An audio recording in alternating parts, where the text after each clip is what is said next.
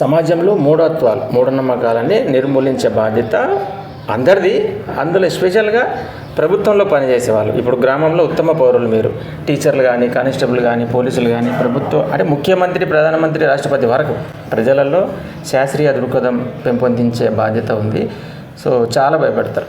దయ్యం అంటూ ఇది రోడ్ల దగ్గర తీసేసుడు, నిమ్మకాయలు కోసేసుడు, వీటిని నిర్మూలించాలని చెప్పి భారత రాజ్యాంగంలో ఆర్టికల్ 51A చాలా స్పష్టంగా ఉంది.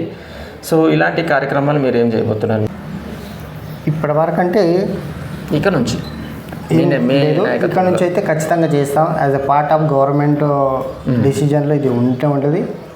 డెఫినెట్గా ఏవైతే మూఢనమ్మకాల వైపు ఉందో, ఇక్కడ ఏమంటారు చేతబడి చేయడం అట్లాంటివి, లేకపోతే ఆ ఏరియాలో దొయ్యం ఉంది స్పెషల్గా ఇక్కడ ముట్టకూడదు, వెళ్ళకూడదు, అట్లాంటి విషయాలు ఏమైనా నా దృష్టికి కానీ ఖచ్చితంగా వస్తే వాటిపైన ఖచ్చితంగా ఎవరు ఒకన్నా ముందు నేనే వెళ్ళి అక్కడ ఇది లేదు, ఇది అబద్ధం అని నిరూపించడానికి నేను అంత ముందొస్తుండు. ఈ పైన అవగాహన చేయడానికి నేను ఖచ్చితంగా రెడీ. చదువుకున్న వాళ్ళు బాగా నమ్ముతారు. చదువుకున్న విద్యావంతులు నమ్మినప్పుడు చదువున్న వాళ్ళ పరిస్థితి ఏంటి? ఆటోమేటిక్ చదువుకున్న వాళ్ళే చాలా నమ్ముతున్నారు.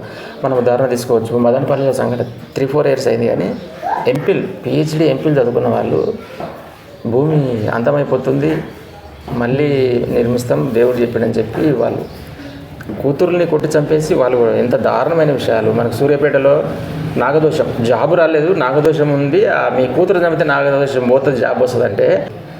సో ఇట్లా మన ప్రాంతంలో కూడా జరగకుండా ఎంతో కొంత మార్పు తేగలుగుతాం కొన్ని కార్యక్రమాలు పెడితే. చేస్తాను కార్యక్రమాల్లో అవగాహన అయితే ఖచ్చితంగా కల్పిస్తాను.